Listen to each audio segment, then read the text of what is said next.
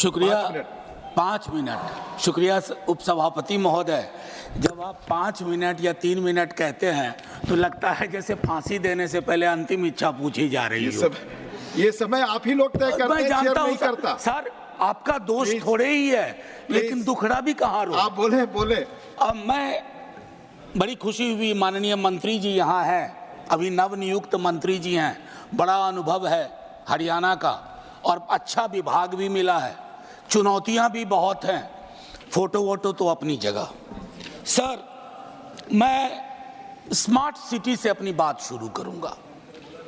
अब ये smart city सरकार भी बहुत बोल नहीं रही है सर। इनकी एक चीज मुझे अच्छी लगती है, अच्छा सा नाम रखो, उस नाम के पीछे काम ना हो तो धीरे धीरे बोलना कम कर दो उसके बारे में। अब अभी हाल में राष्ट्रपति भवन में गणतंत्र मंडप बना।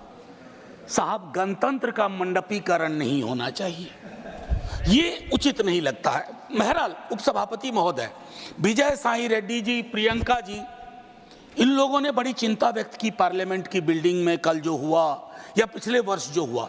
मैं कहता हूं नासमझ लोग हैं सर। ये तो विशुद्ध भारतीयता का एहसास कराता है कि जब बाल्टी से पानी सर टपक रहा हो। चेक कर लीजिएगा, ना समझ सब। अच्छा, मैं वापस लेता हूं ना, एकदम भूपेंद्र भाई, इसलिए आपको यहां रहना चाहिए। मैं ये कहना चाह रहा था कि मेरे साथियों ने शायद इसकी मर्म को नहीं समझा कि छत टपक रही है, बाल्टी लगी हुई है, पूरा हिंदुस्तानी फिल्मों का सीन है। मैं इसलिए उसके लिए शिकायत ही नहीं करूंगा, बस शिकायत नहीं करूंगा। सर, मेरी दूसरी चिंता है कि स्वच्छ भारत अभियान में गांधी जी के चश्मे को हम टांग देते हैं। वैसे स्वच्छता की ओर गांधी जी का चश्मा, जरूरत थी चश्मा पहनने की, चश्मा वहां रख देने की नहीं। गांधी का चश्मा नहीं पहन सकते क्योंकि दो परस्पर विरोधाभासी चीजें, गांधी और दूसरा मैं नाम नहीं लूंगा, एक साथ नहीं चल सकती, क्योंकि मुझको नाम लेना भी बुरा लग रहा है। सर, तीसरी मैं मंत्री जी को कहूंगा, स्ट्रीट वेंडर्स शहरों की रीढ़ होते हैं, उनके साथ न्याय कीजिए। नाइंसाफी हो रही है उनके साथ, आपकी नीतियां कुछ बनती है, पुलिस प्रशासन किसी और तरीके से एक्ट करता है, और उस मद में जिसको हम कहते हैं पीएम स्वनिधि, आपका एलोकेशन भी 30% कम हो गया। तो मैं आपसे आग्रह करूंगा उसको देखिए। आईईसी स्वच्छता में, आईईसी में एलोकेशन कम हो गया है, अमृत में आधा काम भी नहीं हुआ है, प्रोपेगेंडा अपनी जगह। और मैं एक चीज कहूंगा माननीय मंत्री जी को आपके माध्यम से, सर, शहरीकरण की जरूरतों को गांव को समझे बगैर नहीं किया जा सकता।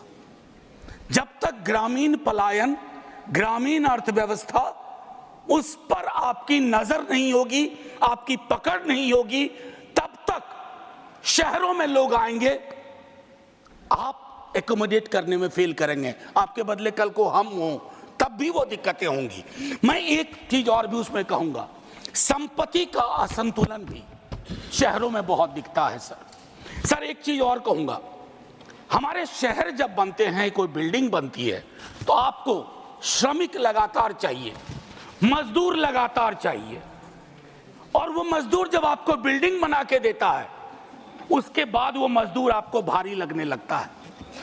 वो जहां रहते हैं उसको आप स्लम कहते हैं, और उस स्लम को अपनी नजरों से दूर करना चाहते हैं। स्लम हमारी नीतियां पैदा करती है। स्लम में रहने वाले हमारी आपकी तरह के लोग हैं, उनके बारे में दृष्टिकोण साफ होना चाहिए। और ये सैटेलाइट मेट्रोपोलिस नहीं कि एक स्लम रिहैबिलिटेशन किया, दिल्ली से 40 किलोमीटर दूर जाके रख दिया, कैसे काम करेंगे, कैसे रोजगार चलेगा। तो ये चीजें, सीवर ड्रेनेज के बारे में कई साथी बोल चुके हैं, मुझे तो अक्सर याद आता है विद्यार्थी जीवन में हड़प्पा मोहनजोदड़ो की ड्रेनेज सिस्टम की तारीफ सुनता था।